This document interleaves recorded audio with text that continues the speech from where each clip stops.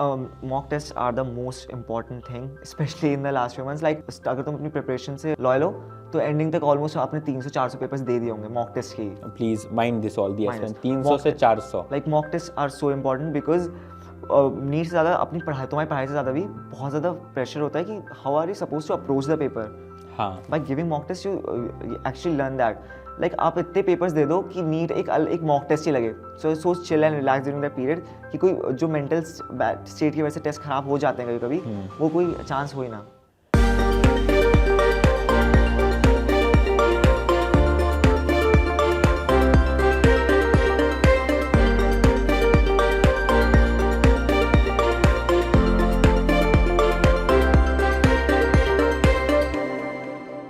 Hi everyone, welcome to camel TV toppers and initiative by Unacademy. मेरा नाम है Pranav and I am an educator of biology on Unacademy. और यहाँ पर काफ़ी बार आपसे मिलता रहता हूँ मैं. और आज इसी सिलसिले को आगे बढ़ाते हुए आज हमारे साथ NEET UG 2023 all India rank 29 we have Shivam Patel with us. He secured 710 out of 720. तो आइए इसकी जर्नी को जानते हैं. Most welcome to camel TV toppers. ठीक है, थैंक यू. तो यार पहले तो ये बताओ कि ये फीलिंग अभी तक एब्जॉर्ब हो गई है, इतना शानदार स्कोर, इतनी बढ़िया रैंक? मुझे तो अभी तक एब्जॉर्ब नहीं हुई है. Like when I came to the college, उसके बाद से अभी तक ये ड्रीम कम टू लग रहा है. Like it was my dream for the past 2 years and now it's a reality coming to this great institute. तो मुझे तो अभी तक वही उसी ड्रीम स्टेट में हूँ मैं. तो यार मेनी कॉन्ग्रेचुलेशन. तुम्हारी इस जर्नी को जानते हैं और हो सकता है इस जर्नी को सुन के काफ़ी लोग अपने ड्रीम्स को अचीव कर पाएँ, है ना. तो why medical as a profession, यही क्यों चुना यार? इतना कुछ है करने को दुनिया में. तो मैं अगर जनरली बताऊँ तो मेरा बचपन से ही मेडिकल फील्ड में जाने का प्रोफेशन नहीं, इंटरेस्ट नहीं था.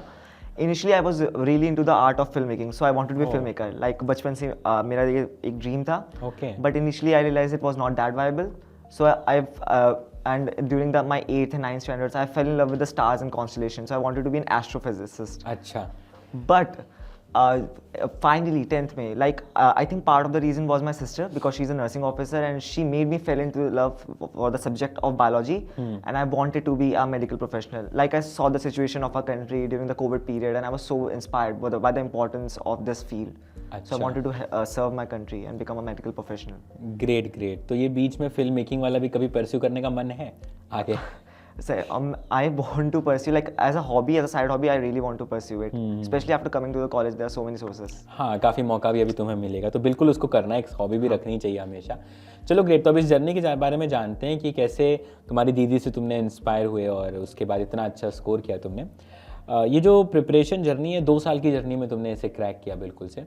एक बच्चा जब 10th के बाद क्या बोलते हैं 11th में आता है तो उसके सामने एक बहुत नया सिलेबस होता है और काफ़ी कुछ पढ़ने को होता है और बहुत एक्साइटेड भी रहता है ना. और नया कोई पढ़ना शुरू करे तो दुकान में जाता है, बोलते हैं इसकी जितनी किताबें हो सब दे दो. ऐसे भी कुछ लोग ले आते हैं. हाँ.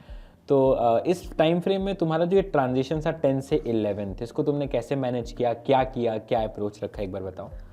तो 11th एक बिल्कुल नया एक्सपीरियंस होता है आफ्टर 10th, बट काफ़ी इंटरेस्टिंग भी होता है बिकॉज ऑफकोर्स मुझे साइंस, बाकी सारे सब्जेक्ट बहुत पसंद थी. तो आई वॉज वेरी एक्साइटेड कि ओके अब मुझे सिर्फ साइंस पढ़नी है. और वो SST थोड़ी बोरिंग, मुझे ऐसी पसंद नहीं थी. तो अब वो चला गया है तो अब मैं सिर्फ साइंस पे फोकस कर सकता हूँ. तो इनिशियली जब मैंने अपनी प्रिपरेशन स्टार्ट करी थी तो I really enjoyed it. I think that's a part of the journey कि you are suppose to enjoy the subject. तो मुझे साइंस और फिजिक्स स्पेशली और फिजिक्स केमिस्ट्री स्पेशली बहुत ज़्यादा इंटरेस्टिंग लगती थी.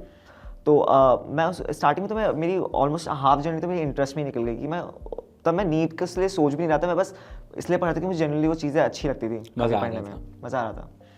तो और बाकी 11th में आने का तुमने भी ऐसा किया कि फिजिक्स से सपोज करो तो वैरायटी ऑफ किताबें ले ली, ऐसा कुछ? हाँ, स्टार्टिंग में मेरा ये था कि अब आई will do solve multiple books, but of course इतना ज़्यादा टाइम भी नहीं होता है और इतना ज़्यादा करने की ज़रूरत भी नहीं है. तो मैं I stick to my NCERT, my course books and my modules. तो उसी में निकल गया. तो हम आते हैं 11th-12th में सब्जेक्ट वाइज स्पेसिफिक्स पर. मैं किसी भी सब्जेक्ट के बारे में बात करूँगा 2-3 चीज़ों का ख्याल रखना क्योंकि सब जानना चाहते हैं इन चीज़ों के बारे में. पहली चीज़ ये कि किताबें कौन सी फॉलो करी. दूसरी चीज़ ये कि हर सब्जेक्ट में थियोरी वर्सेस प्रैक्टिस की एक डिबेट होती है. कुछ लोग कहते हैं NCERT ज़्यादा पढ़ो, कुछ लोग कहते हैं प्रैक्टिस ज़्यादा करो. अभी हमने कुछ दिन पहले बात की कुछ बच्चों से, उन्होंने टॉपर ही थे, तुम्हारी बैचमेट है, उन्होंने कहा कि दोनों बराबर है, दोनों करना चाहिए. बच्चे बेचारे कंफ्यूज हो जाते हैं. तो अपना अप्रोच सब चीज़ पे बताना, ठीक है. बुक लिस्ट हुई, थियोरी वर्सेस प्रैक्टिस हुआ और नोट मेकिंग के इंपॉर्टेंस, इन चीज़ों पे इलाबोरेट करके चलना. किस सब्जेक्ट से शुरू करें तुम बताओ. आई थिंक बायोलॉजी से शुरू करना चाहिए. कोई रीज़न इसका? क्योंकि सबसे ज़्यादा क्लियर बायोलॉजी में होता है कि थ्योरी पे फोकस करो, like read NCERT, read NCERT. But मैं इसमें थोड़ा और एक्स्ट्रा ऐड करना चाहूँगा। तो फिर हम इसी पे चलते हैं, बायोलॉजी Yes. पर। तो बायोलॉजी की शुरुआत करते हैं, इसको 2 हिस्सों में बांटते हैं। एक हमारा वो पार्ट है जहाँ हमें खूब सारा कुछ याद करना है, या तो करना ही है, एंड ऑफ द डे काफ़ी कुछ याद करना है। और एक वो पार्ट है जो कंसेप्चुअल पार्ट है, कैसे मैनेज किया इन चीज़ों को, स्टेप बाय स्टेप बताओ। तो आई थिंक आप कोई भी टॉपर होगा उससे पूछोगे NCERT, like focus on NCERT, read NCERT for the entirety of the 2 years। But वही है कि एक NCERT like it's a paragraph, it's a line, और अगर वो आपको 2 साल तक मेमोराइज रखनी है, लाइक नहीं होती, 2 साल तक बाद आप भूल जाते हो। तो आई थिंक थोड़ा सा एक्स्ट्रा पढ़ना इतना खराब भी नहीं है। Like you read around it, you एक एनसीईआरटी में एक सिंपल लाइन है, but you read around it, you learn extra things, तो उससे वो कॉन्सेप्ट बिल्ड होते हैं, तो वो आपको 2 साल वो मेमोराइज करने में मदद करेंगे। चाहे वो कॉन्सेप्ट जो आपने एक्स्ट्रा पढ़े उससे क्वेश्चन ना आए, but it will help supplement the NCERT को ही रीड करने में आपको और हेल्प करेंगे वो। तो आई थिंक बायोलॉजी में कंसेप्ट ऑफ कोर्स थ्योरेटिकल है बहुत ज़्यादा, आई थिंक ऑलमोस्ट 80-90% थ्योरेटिकल आपको फोकस करना है, बट स्टिल प्रैक्टिस ज़्यादा बहुत, वो भी बहुत इंपॉर्टेंट है बायोलॉजी में भी, जो काफ़ी लोग इतना ज़्यादा मेंशन नहीं करते हैं। तो दोनों ही चीज़ें इंपॉर्टेंट हैं, लेकिन हाँ तुमने ये भी ऐड किया इसमें कि हमें इसके बैकग्राउंड इन्फॉर्मेशन जो भी रखनी ज़रूरी है ना? It's important to create interest, like if you are reading something, interest उसमें आना चाहिए, और आई थिंक वो तभी आता है जब हम थोड़ा सा और जानने की ट्राई करते हैं। हाँ, राइट। अच्छा, लेकिन इस जानने के चक्कर में ना काफ़ी बच्चे फंस जाते हैं, ज़्यादा घुस जाते हैं उस टॉपिक में। हाँ। क्या ऐसा तुम्हारे साथ कभी हुआ था? हाँ, मेरे साथ ऐसा हुआ था, like initially plant physiology, I love plant physiology. Okay. तो उसमें आई ऑलवेज फाउंड इट कि मैं ज़्यादा डीप चला जाता था, like it was interesting, but of course अब आपको प्रायोरिटाइज करनी है अपनी नीट प्रिपरेशन। Right. तो at the end of the day what is important is you qualify the NEET exam, you come to a great college. तो of course थोड़ा उसमें ज़्यादा लॉस्ट होने में भी नहीं सही है। तो prioritize NCERT, focus on your main syllabus, but sometimes interest के लिए जनरेट करने के थोड़ी सी एक्स्ट्रा इन्फॉर्मेशन, चीज़ें याद रहती हैं, उससे रिटेंशन बढ़ता है, ठीक है। अच्छा, अब चीज़ों को रटना है, जैसे तुम सपोज कर लो कुछ एग्जांपल्स हुए, मॉर्फोलॉजी के एग्जांपल्स हुए या प्लांट किंगडम के एग्जांपल्स हुए, इकोलॉजी का पार्ट हो जो याद नहीं होता लोगों को, बहुत परेशान घूमते हैं लोग, याद नहीं हो रहा। कुछ लोग नेमोनिक्स बना लेते हैं, जब कुछ लोग तो ऐसे नेमोनिक्स बना लेते हैं कि नेमोनिक्स को भी याद करने का नेमोनिक्स लग जाए, ऐसा भी होता है काफ़ी बार। तो तुम कैसे याद रखते थे इन सभी चीज़ों को? I think I was more of a visual learner, तो मैं माइंड मैप्स बनाने पे फोकस करता था। तो आई थिंक एक ऑलमोस्ट एक इमेज बन जाती थी। तो मेरी एक ट्रिक थी कि मैं एक रूम बना लेता था, तो उसमें अलग अलग जगह पे अलग अलग एग्जाम्पल्स हैं, उनकी कुछ वेराइटीज़ है, लाइक एक गमला रखा है तो it would belong to some family, और उसके हिसाब से वो करो। तो एक मैंने माइंड में एक इमेज बना लिया उसकी, और मैं उसको उस रूम को ऐसे रिव्यू कर रहा हूँ, तो उससे थोड़ा थोड़ा याद आ जाता।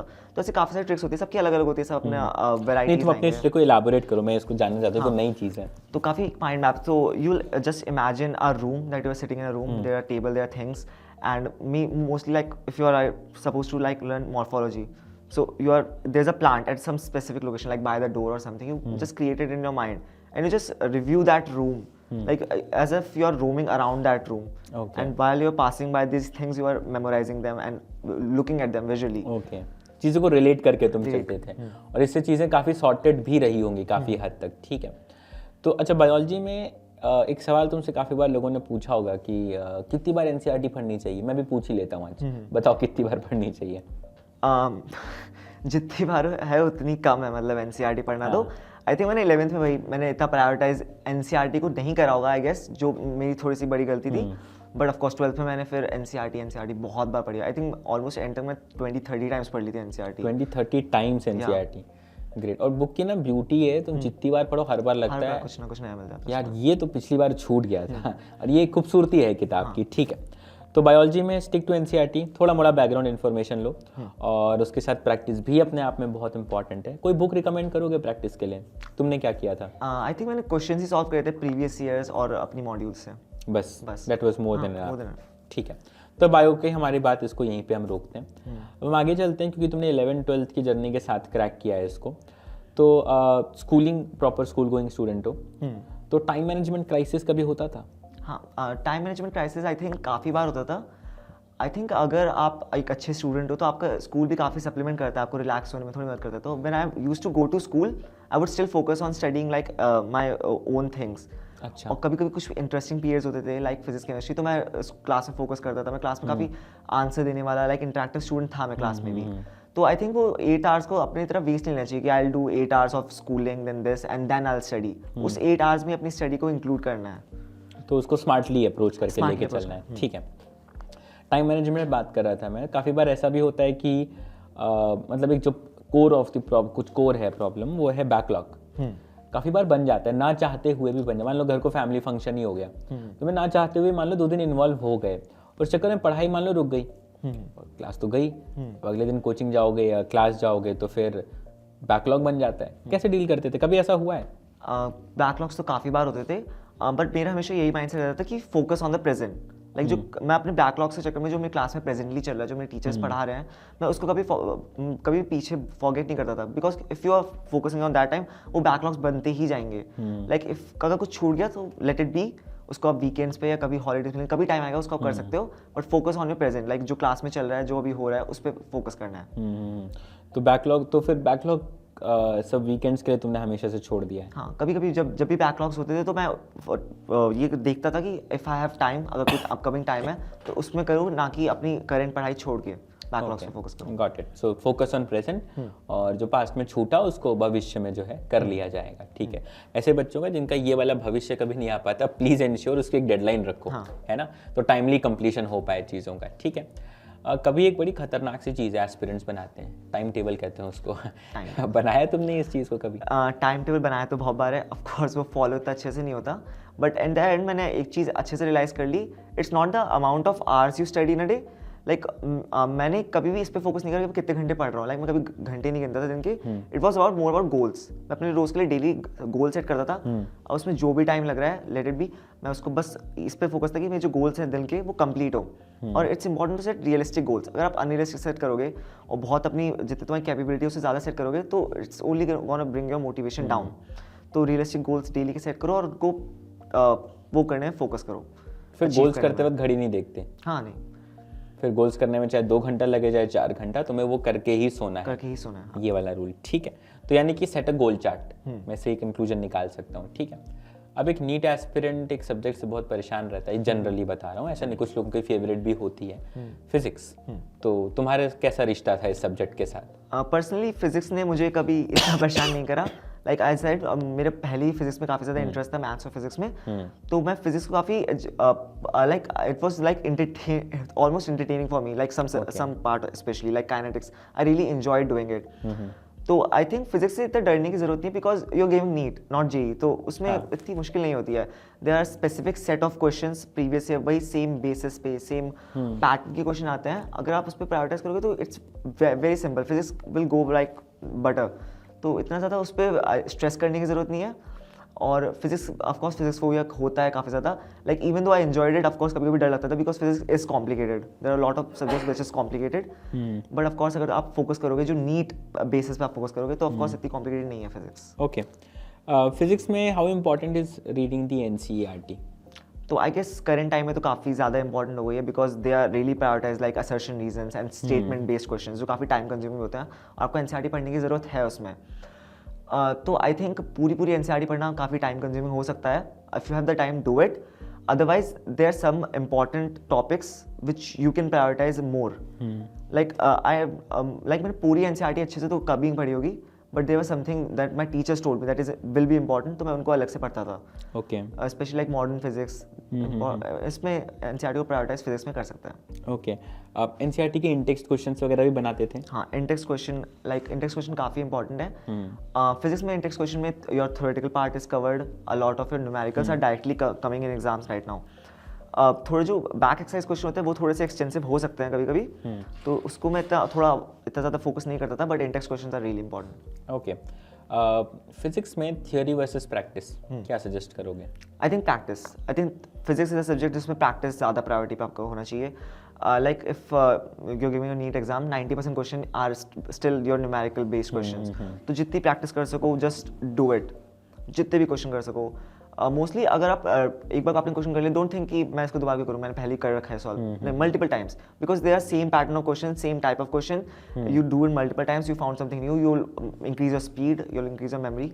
राइट, वो एक तरह से बैठ जाता है कि अगली बार ये दिखे, खाली वैल्यू बदल के हमें डालना ही है, फट से सॉल्व होता है। ठीक है, दैट्स ग्रेट। तो अच्छा, फिजिक्स में मैं बात कर रहा था थियोरी वर्सेस प्रैक्टिस, कोई बुक रिकमेंड करोगे एनसीईआरटी छोड़ के तुमने कुछ और पढ़ा, जैसे एचसी वर्मा या इरोडो वगैरह तक चले गए थे? नहीं, मैंने अपनी मॉड्यूल्स ही सॉल्व करी थी और भाई previous year questions modules, like nothing else. That's it. और प्रैक्टिस के लिए भी कोई अलग से कुछ नहीं? नहीं, जस्ट योर like, मैं वही मॉड्यूल्स के क्वेश्चन एज आई सेड वही क्वेश्चंस मैं मल्टीपल टाइम्स करता था। Instead of doing multiple questions I do same question multiple times because वही सेम पैटर्न के क्वेश्चंस। हाँ, ये अच्छी बात भी है ना। वो कहते हैं ना कि 10 किताबें करने से अच्छा एक किताब को 10 बार कर लो, तो वही वाली स्ट्रैटेजी तुमने पर क्वेश्चन लगाई, ठीक है, दैट्स ग्रेट। अच्छा, फिजिक्स में ना एक और इशू आता है बच्चों को कि हमने एक बार कॉन्सेप्ट तो सारे पढ़ लिए, क्लास में पढ़ा तो लगता है भी अच्छा ये तो अब हमें आ गया, अब हम लोग ना रोटेशन वाला क्वेश्चन कर ही लेंगे कैसे, वो एक आता है ना रोलिंग स्लीपिंग, वो मिक्स करके एक प्रॉब्लम आता है। तो काफ़ी बार लोग लगता है आ गया सब, लेकिन जैसे क्वेश्चन लगाने बैठे नहीं बनता, तो सेल्फ डाउट होता है, यार या तो कॉन्सेप्ट आया नहीं या तो हम ही हैं बस, हमसे कुछ नहीं हो रहा। ऐसी सिचुएशन कभी आई फिजिक्स में?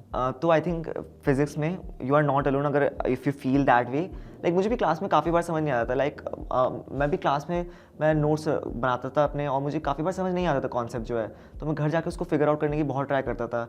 आई गेस मैं उस पर थोड़ा सा बहुत टाइम स्पेंड करता था कभी कभी।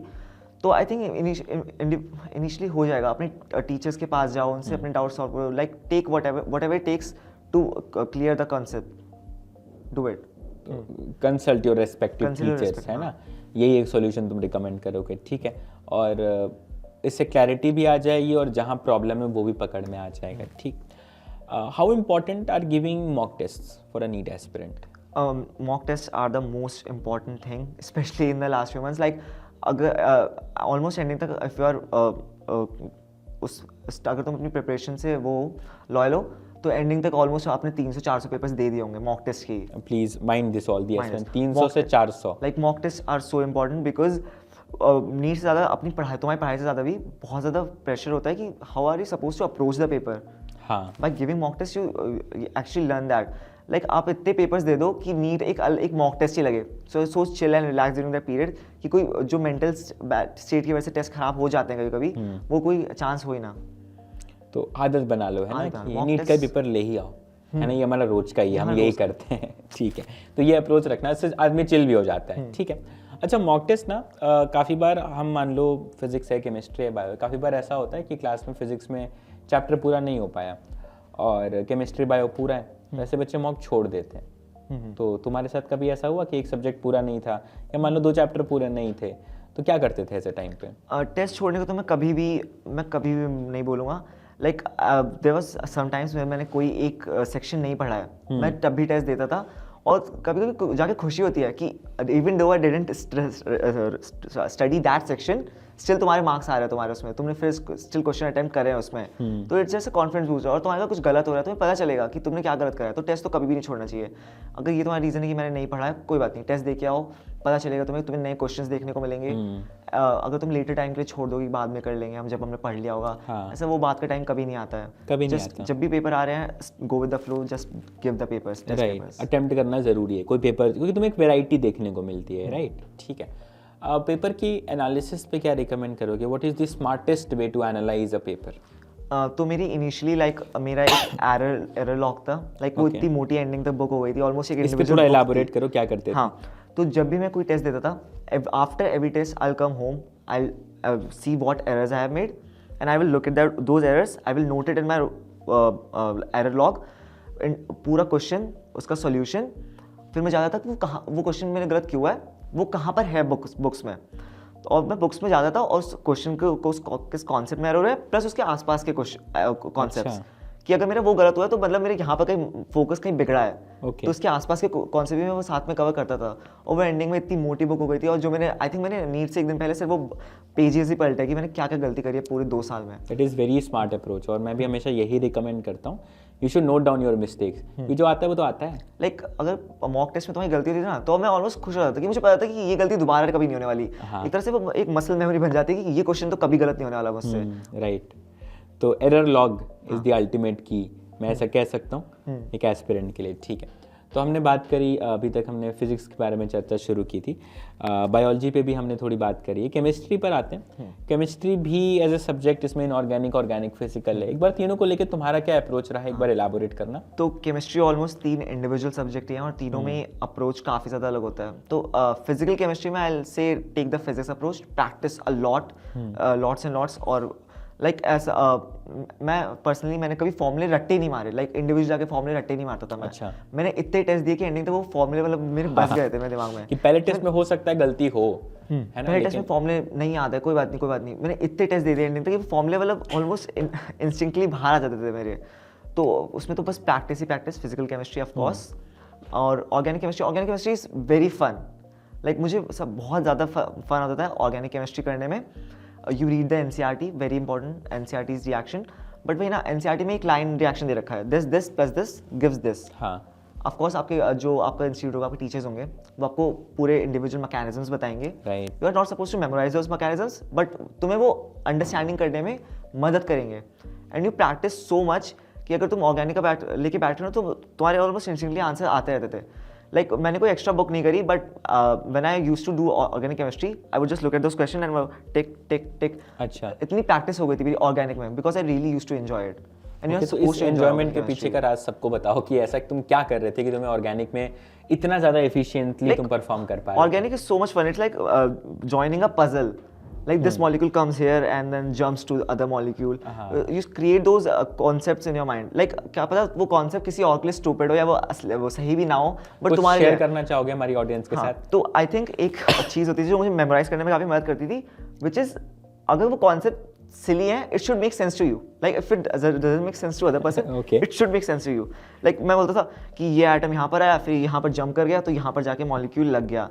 तो उनको बोलते थे क्या बोल रहा है, कुछ समझ नहीं आ रहा है कुछ भी, but it made sense to me. मुझे क्वेश्चंस करने में आसानी होती थी। Right. तो कभी कभी मैं अपने फेक कॉन्सेप्ट बनाने लगता था जस्ट कि वो मुझे सप्लीमेंट करें, मुझे मदद करें मेमोराइज करने में उस चीज ऐसा काफी सारे बच्चे करते हैं एक्चुअली, और ये कुछ गलत नहीं है। जो चीज आपको मार्क्स दे रही है अल्टीमेटली क्या मैटर अल्टीमेटली करता है। आपको एक MCQ पे टिक लगाना है। You are not supposed to go into theory और write subjective papers. Exactly. So बहुत स्मार्टली तुमने इसको डील किया है। ठीक है, आते हैं काफी परेशान करने वाले पार्ट पे, इनऑर्गेनिक। तो तुम्हारा क्या फीडबैक है इस सब्जेक्ट पे, पहले तो मुझे ये बताओ। लाइक ऑनेस्टली मुझे इनऑर्गेनिक बहुत अनोइंग लगती थी। Every time I used to study it for test, I will forget it like in 2 days। Like inorganic मैं एंड तक फिगर आउट नहीं कर पाया। मैं नीट के 2-3 दिन पहले तक इनऑर्गेनिक पढ़ रहा था। तो आई गेस लेकिन inorganic of course you can prioritise it. उसमें कुछ इंपॉर्टेंट चीज़ होती है, your trends are very important and question practice. I think मैं हर चीज़ में क्वेश्चन प्रैक्टिस करना करूँगा prefer. Like NCERT of course you read NCERT, you memorise the NCERT, but मेरा part of memorisation was attempting more questions. Like that was that कि अगर मेरा क्वेश्चन गलत हो गया तो मैं ऐसा होता है कि मेरा कोई क्वेश्चन गलत हो गया तो वो कभी फिर मैं भूलने वाला नहीं हूँ। तो इसलिए मैं इनऑर्गेनिक में भी क्वेश्चंस अटेम्प्ट करने का ट्राई करता था। जितने भी जो मेमोराइजेशन वाले सब्जेक्ट्स भी हैं, बायोलॉजी, इनऑर्गेनिक, सब में मैं थोड़ा सा और क्वेश्चंस करने की अटेम्प्ट करता था। फिर IT करके तुम रिटेंशन रख रहे थे उसका। ठीक है, कोई अलग से बुक फॉलो करी? नहीं, NCERT, इनऑर्गेनिक में तो टोटली NCERT। तो मतलब सारे सब्जेक्ट में सिर्फ NCERT करने से नंबर आ जाते हैं, यहाँ वहाँ नहीं जाना? यहाँ नहीं जाना। ठीक है। और तुमने एज सच क्वेश्चन प्रैक्टिस के लिए अपने मॉड्यूल्स को फॉलो किया? हाँ। उसके सिवा कुछ और रिकमेंडेशन? आई गेस अगर थ्योरेटिकल क्वेश्चंस में काफ़ी डर लगता है, physics, chemistry, theoretical questions, assertion reason based question, I think you can go for JEE mains paper. Like JEE mains का लेवल जो है वो नीट ऑलमोस्ट अब तो नीट से भी कम हो गया है। But they have a lot of interesting theoretical questions, specially in physics and chemistry section. Like you can leave their numerical question alone, because आप नीट में काफ़ी ज़्यादा प्रैक्टिस कर लोगे। मुझे थ्योरेटिकल क्वेश्चन होते हैं, लाइक ऑलमोस्ट एक पेपर में काफ़ी 10-12 थ्योरेटिकल क्वेश्चन होते हैं जो मैंने अटेम्प्ट करे JEE मेंस के, तो आपको आइडिया देने में मदद करेंगे। You don't need to go above that level. Like JEE mains का लेवल बहुत सिंपल होता है and it will help अभी you. करेंटली पहले अच्छे पेपर आ रहे थे, तो अभी आजकल तो नीट का ज़्यादा अच्छा दिखता है कंपैरेटिवली अगर देखो तो। ठीक, मतलब JEE की PYQ कर लेने चाहिए। हाँ, JEE mains just to have the command. ठीक है, तो हमने मेरे हिसाब से फिजिक्स की बात कर ली, केमिस्ट्री की भी बात हो ही गई है ना, बायोलॉजी की भी बात हो ही गई है। तो इन सब पे हमने काफ़ी सारी चर्चा करी, मॉक टेस्ट की इंपॉर्टेंस पे हमने बात करी। अब हम आते हैं, सब कुछ पढ़ चुके हो, ठीक है, सब तैयार है, अब आ रही है रिवीजन की। इतना सब कैसे रिवाइज करें? हाँ, वही बहुत सारा सिलेबस है। इट्स नॉट पॉसिबल कि आप सब कुछ 2 साल में जो आपने पढ़ा है वो एकदम से 2-3 महीने में रिवाइज हो जाए। और अभी वही फेज भी है, वही फेज है। तो वही I will say give as many papers as you can. आपको पता चलेगा जो भी आपकी गलती हो रही है, only look at that thing. तो भाई एरर लॉग, आपने वो जो गलती करी है उस कॉन्सेप्ट को पढ़ो, उसके आसपास के कॉन्सेप्ट्स पढ़ो। और आई थिंक काफ़ी इंटिमिडेटिंग होता है क्योंकि ये टाइम है कंप्लीट सिलेबस टेस्ट का। तो जब आप ट्रांजिशन करोगे कि आप अभी इंडिविजुअल थोड़े छोटे छोटे सिलेबस का टेस्ट देते हो, एकदम से कंप्लीट सिलेबस में आओगे, तो आपका स्टार्टिंग में नहीं होगा इतना अच्छा पेपर वो, बिकॉज ऑफकोर्स बहुत सारा सिलेबस होता है, आपको अलग अलग माइंड से सोचना पड़ता है हर एक चैप्टर के क्वेश्चन अटैम्प्ट करने के लिए, तो आपको उसमें ईज इन करना पड़ेगा। There is nothing you have forgotten, काफ़ी बार लगता है कि हम भूल चुके हैं, काफ़ी टाइम हो गया उसको।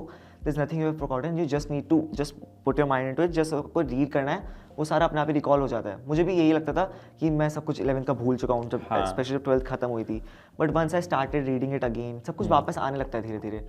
तो या focus on giving as many papers as you can, as many papers, और जो भी मिस्टेक्स हो रही है, कहीं भी आपको थोड़ी हेजिटेशन हो रही है कि ये कॉन्सेप्ट शायद मेरा स्ट्रॉन्ग नहीं है, फोकस ऑन दोस्त, सब कुछ तो पढ़ने का टाइम इतना नहीं बचा है। मिस्टेक्स को ध्यान रखें। और एरर लॉग जो कहा वो बहुत ज़रूरी चीज़ है। कुछ बच्चे आलसी होते हैं जो एरर लॉग नहीं बना पाते। ऐसे बच्चे जो वीडियो को देख रहे हैं वो समझ गए होंगे मैं किनसे ये बात कर रहा हूँ। Please make sure you are regular while making error logs, this is one of the most critical elements of preparation. ठीक है, अच्छा, तो ये हमने रिवीजन पे ही बात करी, मतलब focusing on mock test is the ultimate solution, right. ठीक है, मॉक टेस्ट से बात हो गई, एनालिसिस पे बात हो गई। अब इस पूरे प्रिपरेशन टाइम फ्रेम में एकेडमिक्स को इन्फ्लुएंस करने वाला एक बहुत क्रिटिकल फैक्टर है तुम्हारा पीयर ग्रुप कैसा है और पेरेंटल प्रेशर। देखो मानो ना मानो कभी कभार पेरेंटल प्रेशर भी हो जाता है, और ये हमारे सामने बहुत से एग्जाम्पल्स हैं इसके। सोसाइटल प्रेशर होता है कि पड़ोसी अड़ोसी बोल रहे हैं कि तैयारी कर रहे हो, बताओ क्या होगा, कितना आएगा तुम्हारा इस बार। तो ऐसा कभी था तुम्हारे आसपास? हाँ, तो आई थिंक नीट प्रिपरेशन के time your social life is just as important as your academic life. तो सबसे पहले मैं अपने पीयर ग्रुप पे जाना चाहूँगा। Like I think a part of the reason why I was so clear with my concept was because of my peer group. Like they used to come to me for sometimes for doubts, and I was really interested. Whenever they come, I used to like sit down and solve those doubts. Sometimes even I didn't know the answer, but we will try to figure it out together. तो मैं उनको पढ़ाता था, कभी कभी मुझे कुछ पढ़ाते थे। तो ये बहुत आई थिंक सबसे बड़ा वो था प्रिपरेशन में, जिसने मुझे याद रखने में और चीज़ें क्लियर करने में मदद करी। Like I used to almost daily मैं अपने दोस्तों से जाके पूछता था, वो मुझे बताते थे, वो मुझसे आके पूछते थे, मैं उनको बताता था, और हम एक दूसरे की हेल्प करते थे। तो I think your peer group is really important during your preparation. You should never be shy कि लोग जज करेंगे, क्या होगा अगर मैं उनसे पूछ लूँगा, क्या वो मुझे कम समझेंगे। नेवर दैट, जस्ट उनके पास जाओ, उनसे बात करो, उनसे पूछो, you will just found out new things. अगर तुम्हें ये भी लग रहा है ना कि मुझे क्वेश्चन आता है, ये तो क्वेश्चन आता है, ये तो पता है, like when other people like my friends would ask doubts to the teacher, I would just stand there even though I didn't have any doubts, I would just stand there, क्योंकि मुझे वो question आता भी है, मुझे वो पता भी है, तो मुझे कोई नई चीज़ पता चलेगी ऑफ कोर्स। जब उनके डाउट्स आएंगे, वो किस उन्होंने क्या सोचा होगा कि उनको वो नहीं बना, उन्होंने क्या एक्स्ट्रा सोचा होगा, तो वो सब तुम्हें पता चलता है। हो सकता है कहीं तुम्हारा अप्रोच फंसे इन फ्यूचर, तुम फ्यूचर पॉसिबिलिटी को पहले ही टैकल करके चले थे। That's actually great. और दूसरे एस्पेक्ट में मेरी family life, I think they are the most important reason why I have been successful during this exam. Like उन्होंने मुझे कभी भी मुझे प्रेशर में डालने की कोशिश नहीं करी। I was a very sickly child, like I used to get sick very often. तो उन्होंने फोकस करा कि I was remain healthy during this entire period, कि उसकी वजह से मेरी पढ़ाई हैम्पर ना हो, and they used to take care of me so well. तो आई थिंक फैमिली से मुझे कभी कोई प्रेशर नहीं आया। उन्होंने कभी, अगर मेरे मार्क्स कम आए, उन्होंने कभी कुछ नहीं बोला। They always used to support me, always used to motivate me, and always used to help me during this entire period.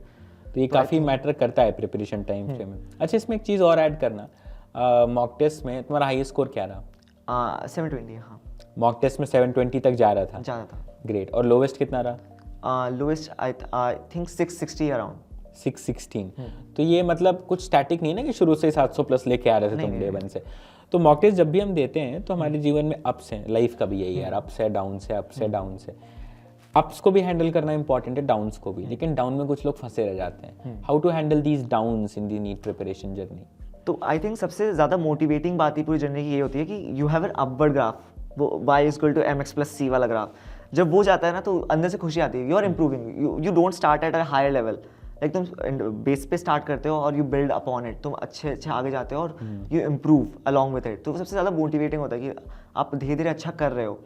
And test में कभी कभी मेरे कम मार्क्स आते थे और काफ़ी ख़राब भी लगता था, but you use that as a motivation कि अगले टेस्ट में अच्छा करना है। Like I never let it bring me down. और टेस्ट में ये होता है कि मॉक टेस्ट में नहीं फर्क पड़ता, at the end of the what matters is how you are giving your final exam. Of course मैं हर मॉक टेस्ट में आप अच्छा नहीं कर सकते, आपकी मेंटल स्टेट कैसी है, आपकी प्रिपरेशन कैसी है, आपको बहुत सारे फैक्टर्स होते हैं जिससे आपका मार्क्स कम जा सकते हैं। तो कभी उसको अपने उस पर नेक्स्ट टेस्ट को खराब नहीं करने देना।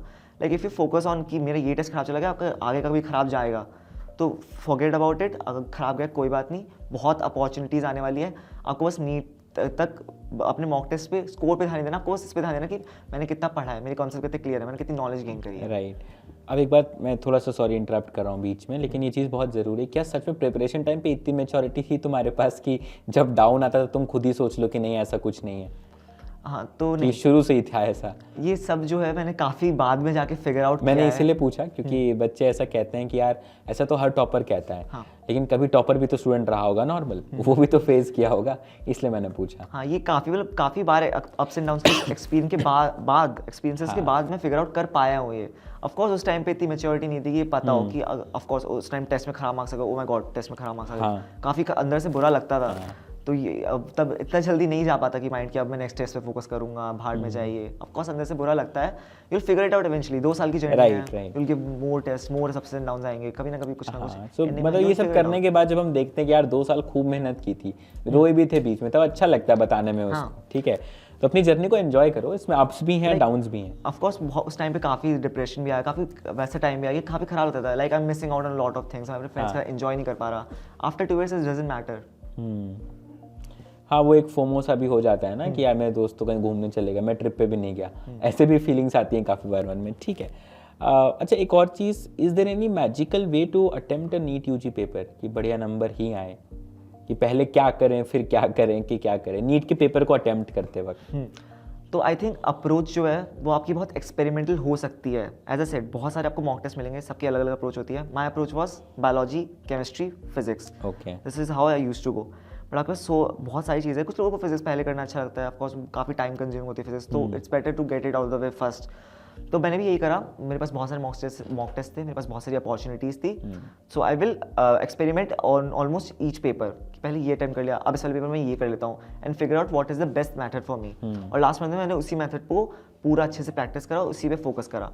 So don't be afraid to experiment during a mock test. Like do a lot of things and the end figure out what is best. Right. So in every interview I get to this conclusion कि experiment है ना, then only you get to reach a particular conclusion कि तुम्हें करना क्या है ज़िंदगी में।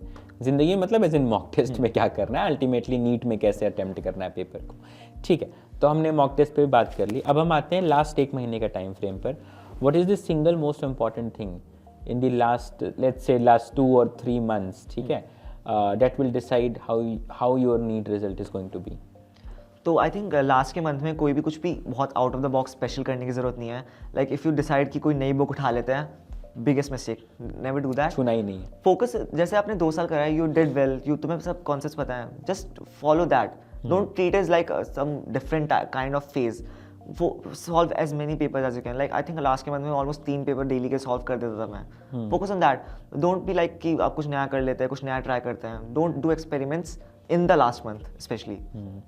Okay, so don't do experiments last month में। मॉक में अप्रोच बदल सकते हो, लेकिन जो पढ़ रहे थे उस पर ट्रस्ट करो और आगे पढ़ो, ठीक है? सो आई बिलीव हमने नीट एस्पिरेंट के हर एक फेज को कवर किया, और इसमें मेरे हिसाब से हमने एक जो मेंटल स्ट्रगल है उसको भी इंक्लूड किया, about the peer group and the parental pressure. तो तुम्हारे साथ खैर वो चीज़ थी ही नहीं। एक लास्ट चीज़ पे, जो बच्चे board exam along with NEET देते हैं उनके लिए कोई खास एडवाइस? हाँ, तो if you have studied for NEET, board exam is really simple, और आफ्टर ऑल वो मैटर नहीं करता। लाइक मुझे नहीं लगता किसी ने मेरे बोर्ड के मार्क्स मुझसे आज तक पूछे होंगे। अब कोई पूछेगा भी नहीं। अब कोई पूछेगा भी नहीं, वो किसी को भी फर्क नहीं पड़ता। इफ़ यू आर अगर आपने नीट के लिए अच्छे से पढ़ा है तो फिजिक्स, केमिस्ट्री, बायो बोर्ड की तो बहुत आराम से निकलती है।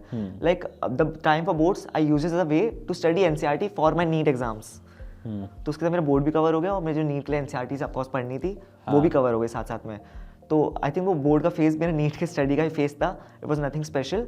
और ऑफकोर्स आपके कुछ 5th सब्जेक्ट और English, you'll do it, you'll figure it out, it's pretty easy, आप एंडिंग में कर ही लोगे। जब फिजिक्स, केमिस्ट्री, बायो को हैंडल कर ले तो इंग्लिश और म्यूजिक जैसे सब्जेक्ट क्या मतलब। तुम्हारा क्या था ऑप्शनल? मेरा म्यूजिक लिया था तुमने। इसका कोई स्पेशल कोई रीजन या?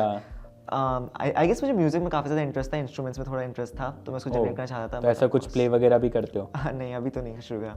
कुछ सीखो, फिर इसमें इंटरेस्ट है तो इसको भी परस्यू करना, ठीक है? मतलब एक हॉबी रहती है तो लाइफ में एक फन भी बना रहता है। अपना प्रोफेशन तो तुम्हारा है ही बहुत अच्छा, नो डाउट, ठीक है? तो this brings us, I believe we covered every aspect for a NEET aspirant, and this brings us to a very tough round. इसमें हमने बहुत सारे इंटरव्यूज़ किए और इसमें सब परेशान हो जाते हैं, क्योंकि ये चीज़ें तो तुम्हें पता है जो मैंने पूछी, इसको तुमने बहुतों को बताया होगा, But this brings us to these Camomile TV toppers, the rapid fire, the CTWT rapid fire, ठीक है? तो इसमें होगा क्या, मैं तुमसे फटाफट कुछ सवाल पूछूंगा और उसको तुम्हें 10 सेकंड के अंदर जवाब देना है, ठीक है? तो एकदम टाइम बाउंड रहेगा, पानी वानी पी लो and get set. So let's begin with the CTWT rapid fire. Okay, so are you all set? Yes. Let's begin with the CTWT rapid fire. पहला सवाल,